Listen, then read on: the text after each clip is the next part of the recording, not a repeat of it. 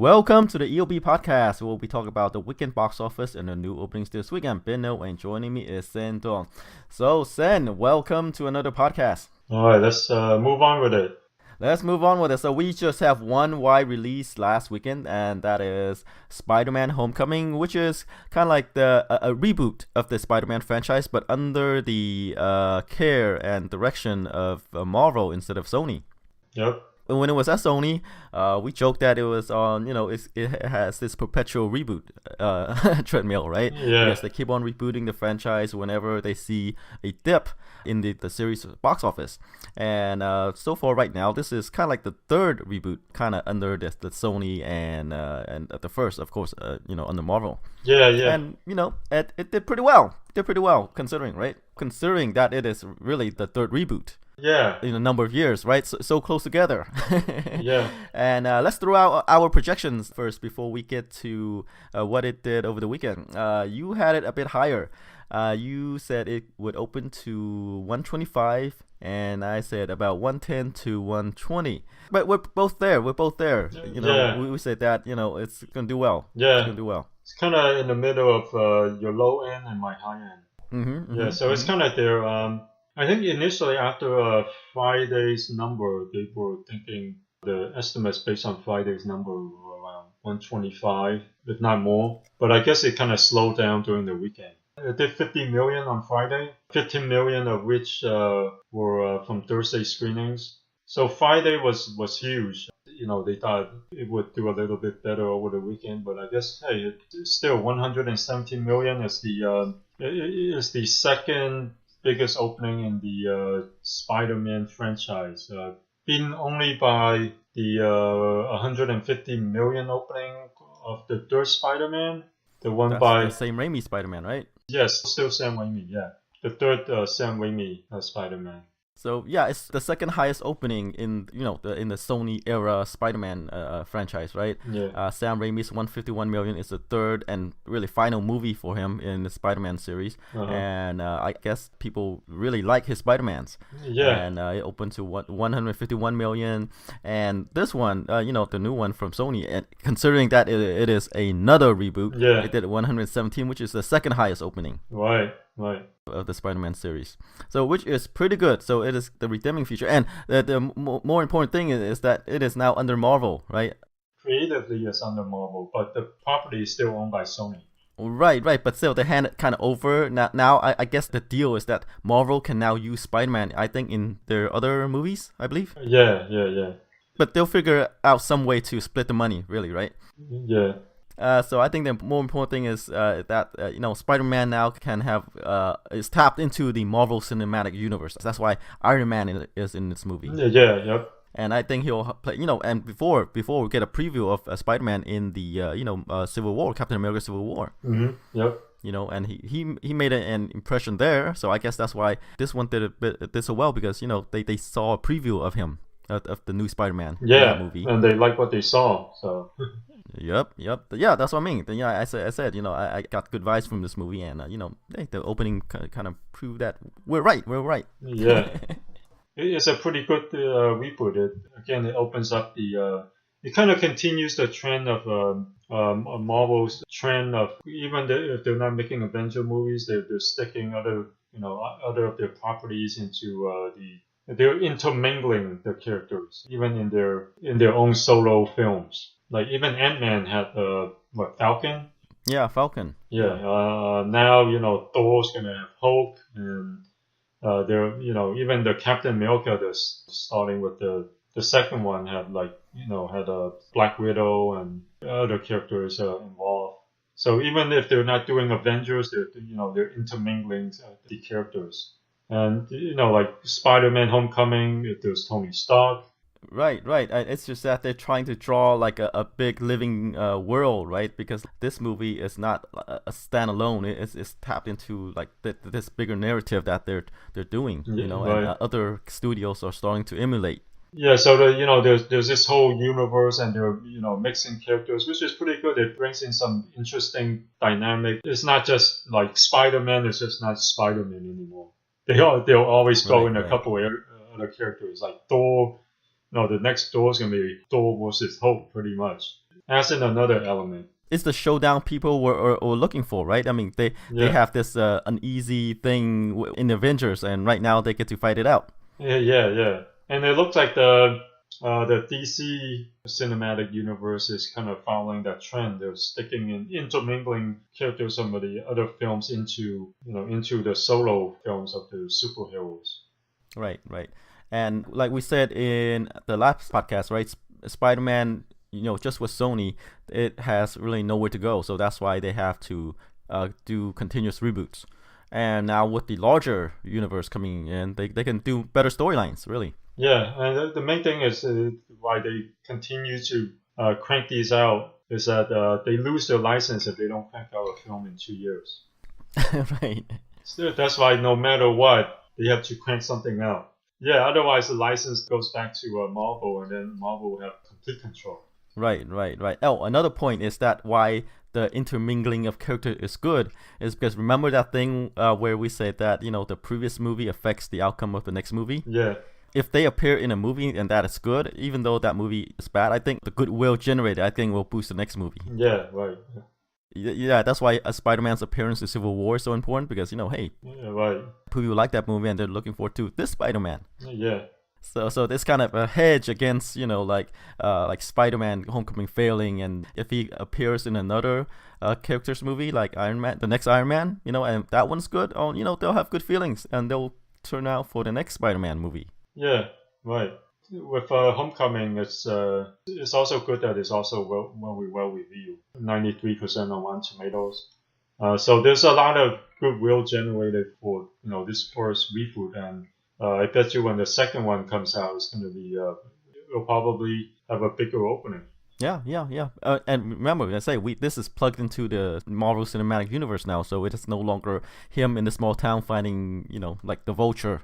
He could be doing something even bigger, or Sandman. Yeah. So yeah.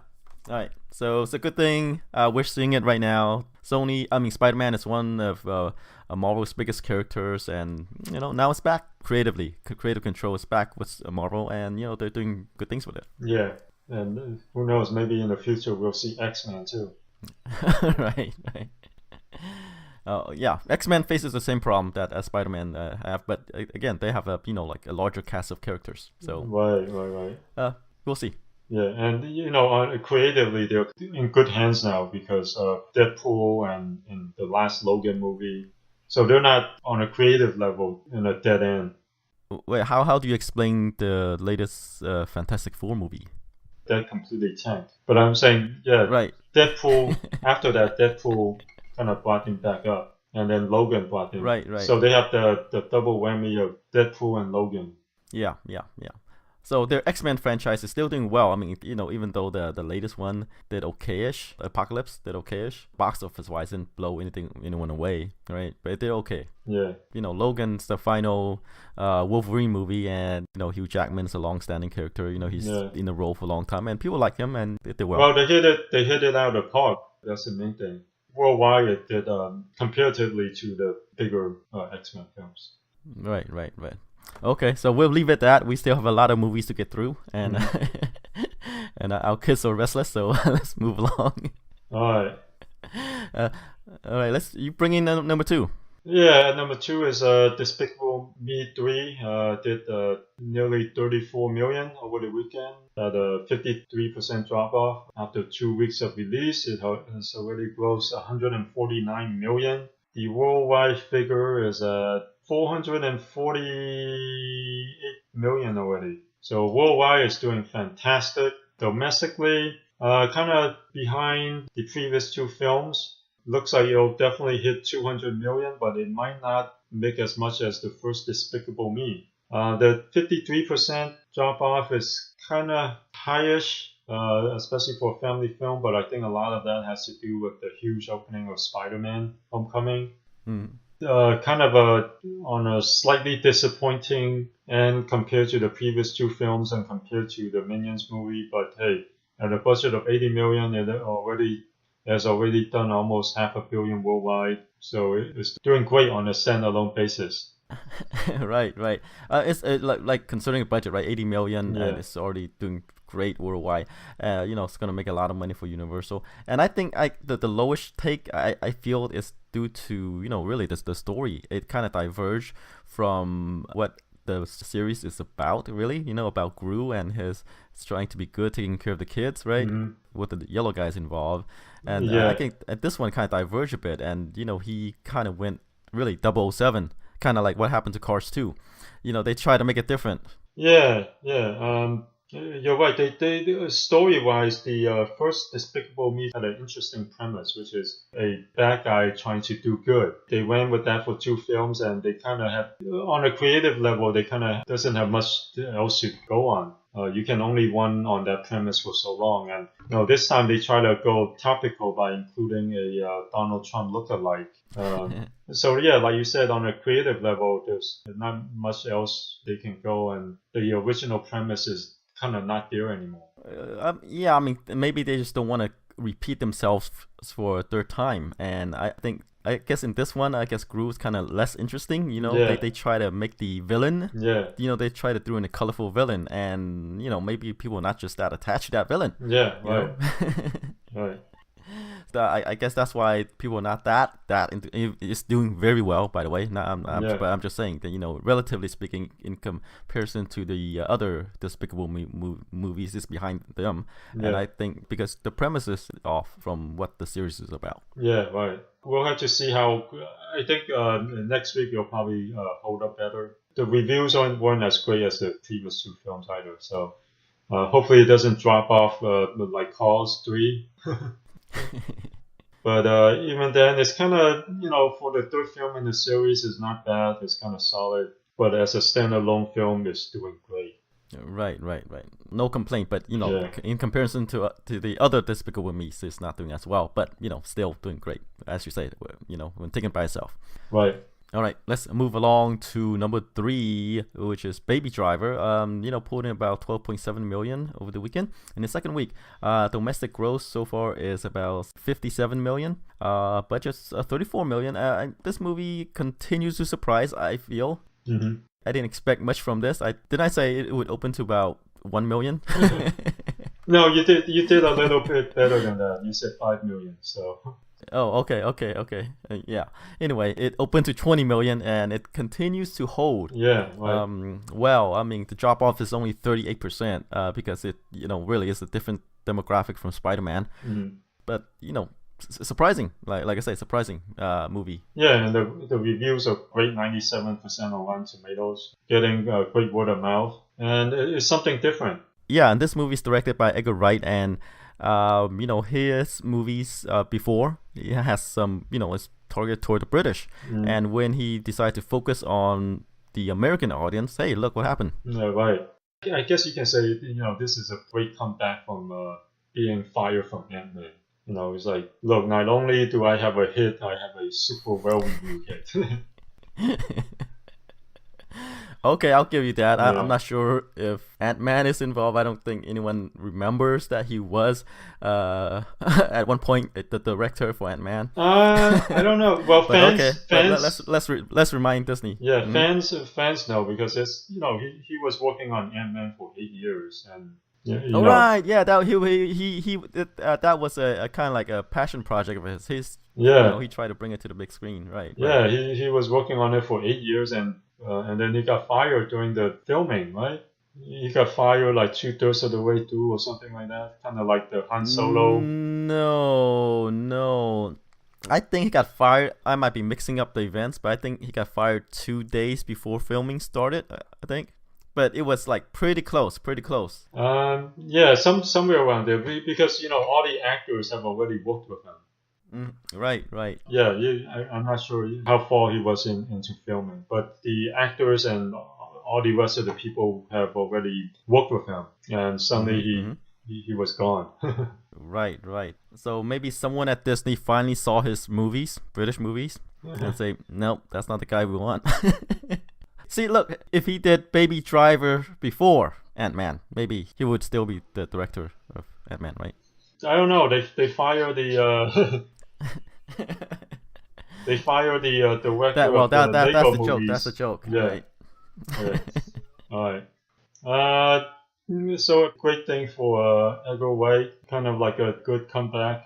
Well, we were speaking about Disney firing directors, right? Who was that comedy team? Yeah, to be fired from that movie. From Han Solo. The one who did. Yeah, they did like the Lego movie. Yeah, it's Han Solo. Yeah. All right, so there it goes. It doesn't seem like they care what's in your resume. If they don't like the direction it's going, you get the axe. Oh, right. So the interview's great. They talk up about these directors, how great a fit they are for this movie, and yeah, as they say, when the rubber meets the road, if they don't like what you're doing, you're gone. Yeah, right. Okay. All right, so like I say, Baby Driver continues to impress, and it shows that Edgar Wright can do a mainstream movie. Yeah, for the U.S. For the U.S., yes. Let's move along to number 4, Wonder Woman. It pulled in about 10 million over the weekend. The drop-off continues to be low, sub-40s, right? Now it's only about 36%. Right now, domestic gross is 368 million, which is the highest, I believe, in the DC Cinematic Universe movies. Yeah, excluding the Chris Nolan Batman films. Right. We don't count that as the DC Cinematic Universe since those are standalone. This one's the highest, and worldwide right now it's at 747 million. Yeah, so you'll probably end up beating Suicide Squad as the second highest grossing film in the DC universe worldwide. Right. So finally, a movie with Chris Pine that he didn't fail us. Right, other than Star Trek. Yeah. Other than Star Trek. Yeah. Despite direct competition from Spider-Man, it's still holding on great. Well, have we seen the demographic breakdown? Is it the female audience turning out for this? Yeah, I think a lot of female women did turn out for this, but just as many as him. I think it's like 50-50 almost. Mm-hmm. Yeah, because you don't get this incredible whole with just one portion of the of a demographic, right? You need like the whole group. Yeah, like the whole thing. So, as I say, full quadrant: women, men, children, grandparents. Yeah. Yeah. So yeah, okay, yes, continue to hold out well, and I think it is the best reviewed DC Cinematic Universe movie. Yep. If it continues to hold up this well, it'll probably get to 400 million. And I think at this stage, WB will probably keep it in theaters until it hits 400 million. Right. Just so they can brag. Yeah. Okay, let's move along to number 5, Transformer: The Last Night. Yeah, which isn't holding up as well. Yeah, huge drop off in the third weekend. And the demographics for this is probably completely different from Wonder Woman. Yeah. Or Michael Bay movies in general. Yeah. Right? It only did 6.3 million over the weekend, about 63% drop off. Domestic gross is 119 million so far, but it's doing pretty well overseas. 375 for a worldwide total of 494 million. Yeah, I mean on a standalone level, that's pretty good. But you know what? Compared to the previous Transformers, which made $1 billion worldwide, it's slowing down a lot. I mean, it's like Pirates of the Caribbean, right? It's in its 5th movie. Yeah, but even Pirates is up to 700 million. So Pirates is in good hands, but Transformers is kind of doesn't look like it's gonna get up to. It might have trouble reaching 600 million. Okay, yeah, but still, right? It's still a big franchise for Paramount, and like I said, this is already the 5th movie, and with the same director. And they might have trouble, just eking out that story. Yeah, they at this that people are interested in. Yeah, at this pace, they might have trouble creating their cinematic universe of Transformers because they're thinking about spinning off Bumblebee. Transformers of Last Night doesn't bode well for the fans. The potential of a spin-off because it seems like the fans don't really care for this anymore. Well, just depending on how it's done, really, right? Yeah. I mean, right now, it is on its last legs, right? But with a different director, different creative team, who knows, right? They can always transform this into a cinematic universe they want. But we'll have to see. But I think with Michael Bay, I think he just doesn't have anything more to give. Right. To this series. I think he's done. Yeah, and the reaction to this and that excitement isn't there anymore. The way this is performing, it doesn't bode well for the spin-off. Because even the Pirates films, when they spun it off to just Johnny Depp's character Captain Sparrow, the film was in good hands. It was grossing a billion worldwide. It's a good hand up. But this one is kind of like it's like a dramatic fall from the previous film. Mm-hmm, mm-hmm. But like we said, it's already in its fifth movie, and taken by itself is okay. Taken by itself is the budget is quite high. Yeah. It's quite high. Yeah. Okay, let's move along to number 6. Yeah, another film that's not doing nearly as well. Which is Cars 3. It pulled in about 5.6 million. Drop off is about 42%. Domestic gross right now is 134 million. And I have to ask, Zen, do people really want a Cars 3? Nope, I don't think anyone asked for Cars 3, especially. I don't think anyone asked for Cars 2 either. Because no, I can see Cars 2 because the first movie did well, right? Mm-hmm. But after Cars 2, yeah. But even Cars, the first one did well, but it wasn't exactly a film that asked for a sequel. The first Cars, the reviews were mostly based on goodwill from Pixar. It was kind of like they've done a lot of good. We'll let Cars pass. But when Cars 2 came out, they're like, hey, we gave you guys one pass already. And with Cars 2, they just got a clobber, like a Michael Bay movie. But Cars 3, no one asked for it. But like we said in previous weeks, it's really just a commercial for the merchandise. Right. And the first 2 Cars movies were directed by John Lasseter. Yeah. And I don't think they say no to him, right? Yeah. And even Cars 2, I think on a worldwide level, it made more than the first Cars. But Cars 3 looks like, wow, I mean, sure, there's still a bunch of markets that they haven't opened yet, but it's not looking good. On a domestic level, it's one of the lowest grossing films in Pixar. And on a worldwide level, it might be that too. Yeah, it hasn't opened in some of the major markets yet, but it's not looking good there as well. Yeah. I mean, I think it's only, right now, only 60 million overseas. Mm-hmm. For a worldwide total of 193, and the budget is probably 200 plus. Yeah, Pixar, they always stagger their openings, so we'll still have to see. But it doesn't look good so far, and if it doesn't do significantly better overseas, it looks like they might actually lose money on this, just on the film, because they probably spend over 200 million on it, and with 200 million, they have to at least make 400 million worldwide to kind of break even. Right. But again, as we know, this is really advertisement for the merchandise. Yeah. And they lose money here, but hey, they'll make money on they'll make money on yeah, toys. They see it as advertisement for the toys, for the T-shirts, backpacks, lunch boxes, and all the rest. Right. So all in all, I think they might be okay with this. Yeah, although I doubt there's going to be a Cars 4. We don't know. Yeah, I mean, Cars 2 on a theatrical level, it didn't do too bad. It almost did 200 million, which is pretty close to how much the first film did. And worldwide, it did better than the first film. This one looks like it'll probably not make as much as the first film, and worldwide, it might actually lose money. You're right. But here's the thing with Disney: they don't let their properties go. They'll try to resurrect this somehow.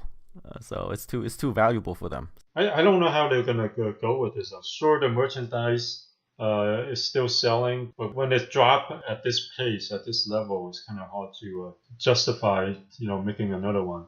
Well, like I say, the crossover.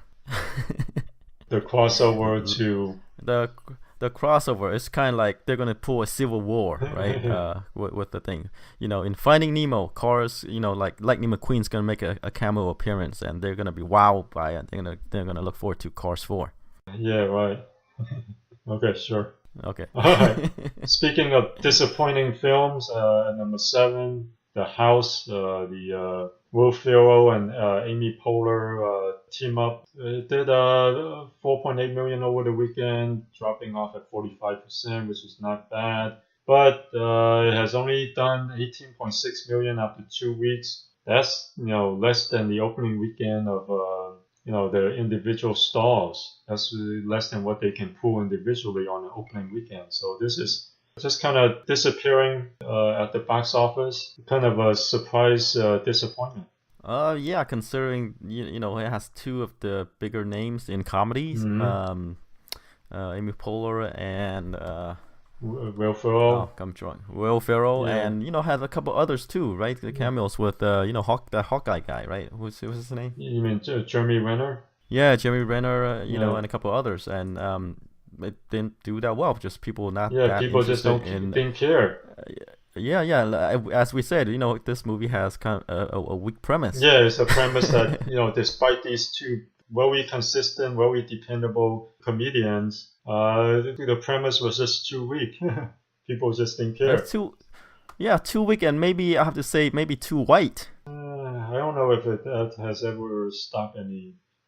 Yeah, but this one is more about a suburban, couple turning their house into a casino to send the kids off to college or whatever, so they can pay for college. Right. You think as a casino they would draw some Southeast Asians? No, I don't think so. No. Right. But I think demographic-wise, they don't have any huge, like maybe African American stars in this movie. Mm-hmm. Maybe, maybe that could throw off some people. Like I said, this movie is too white. I think that might play a role in this. Sure, but it's such a huge. Yeah, maybe a little bit, but I wouldn't say it was a huge dent at the box office because of it. I think mostly it's just a weak premise, and the reviews were pretty bad and bad word of mouth. These are two comedians that can draw an audience individually. Maybe it's just the quality of the film. It's just too weak. Could be. Yeah, could be as well. But I say it helps. Yeah. Oh, it helps a little bit. Okay. All right. Okay, that is The House. Right. A misfire for Will Ferrell and Amy Poehler. Budget's $40 million, and it's gonna make its money back on video. Yeah. Okay. Moving to number 8 is a movie called The Big Sick. Mm-hmm. Not The Big Stick, but The Big Sick. Mm-hmm. By Lionsgate, pulled in about 3.7 million over the weekend. It expanded. So far, we only made about 6.9 million. I don't know what The Big Sick is about. On Rotten Tomatoes, it's super well reviewed, 97%. Yeah, it stars Holly Hunter, Zoe Kazan, Ray Romano. Produced by Judd Apatow. So, Oh, hey. It's a comedy. So it's a romantic comedy, it sounds like. All right, and it popped up in the top 10 because of its expansion and because of Spider-Man: Homecoming sucking up all the money. So anything with a couple millions here and there would pop up in the top 10. Okay. Here's a Judd Apatow connection. It's based on the real life event, and there's a one night stand that turned into that blossomed into something much bigger. So there's your Judd Apatow reference. Okay. All right. All right. So.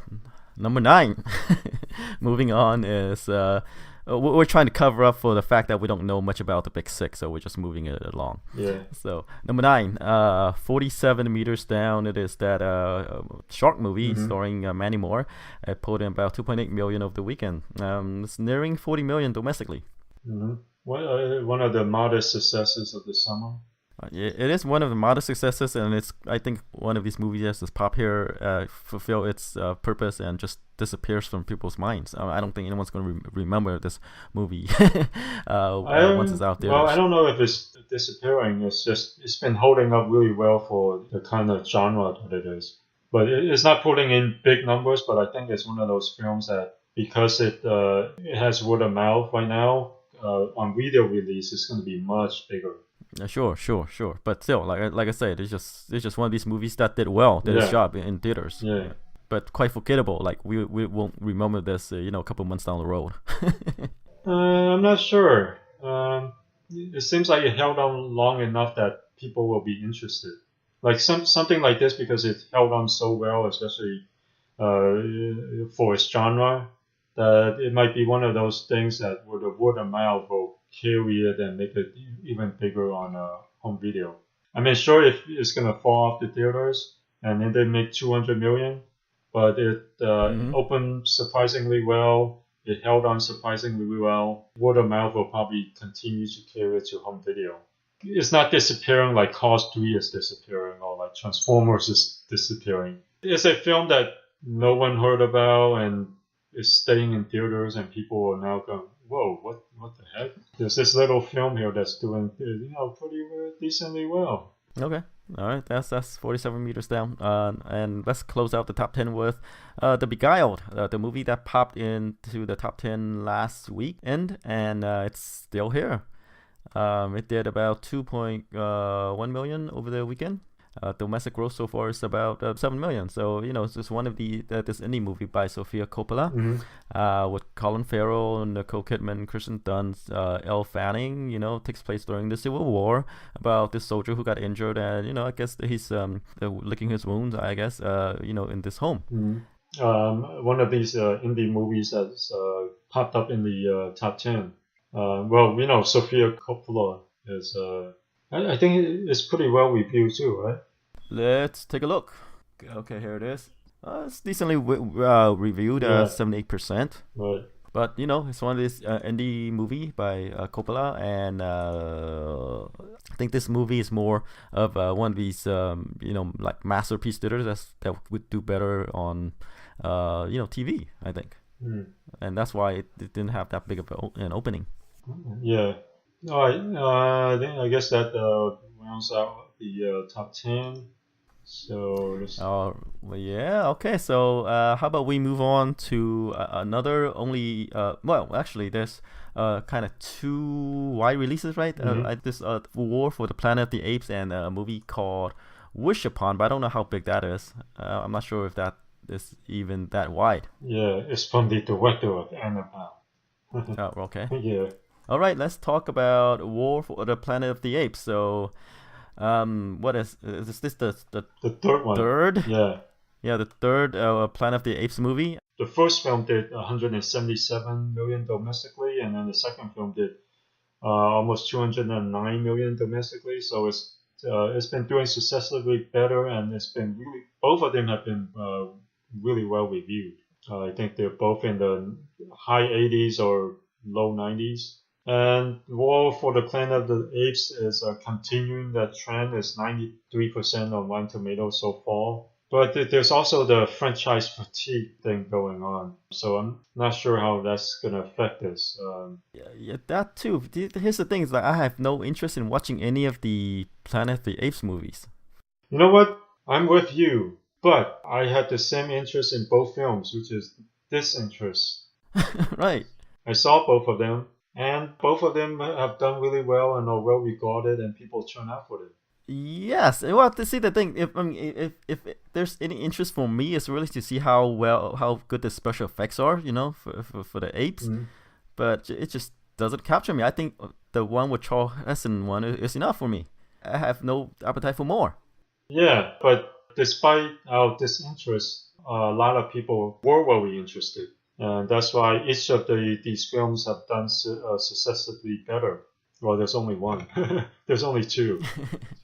There's definitely that built-in audience there, and they so far it looks like they like what they saw. Both of them made around 200 million almost. Well, the second one made more than that. The first one was 180 around there, and this one, I wonder if franchise fatigue will set in or it's going to continue that trend of doing better. You know what? Because this is kind of like the third movie, right? Yeah. Of the series. This is already the third movie, and this might be the conclusion. Yeah, it is of this series. It is a conclusion. So it might not be fatigue, more like it might be higher. Judging by what the box office says, there's people who are interested in this movie and want to see it end. So even though of my interest or our disinterest in the movie, I think this movie would open, I think, similar. I think if not low, I think Spider-Man's going to hold well. Okay, how about 55 million? You think 55 million, you said? Yeah, I think 55 million because I think Spider-Man Homecoming is going to continue to hold and this war's going to be won by Spider-Man. Yeah, all right. Fair enough. It's hard to say. I mean, it's pretty well reviewed. The previous two films have been well regarded. You know what? And it's the concluding series. I'll go a little bit more. I'll say you'll at least do as well as the previous one. 70 million. 70 million. Okay. All right.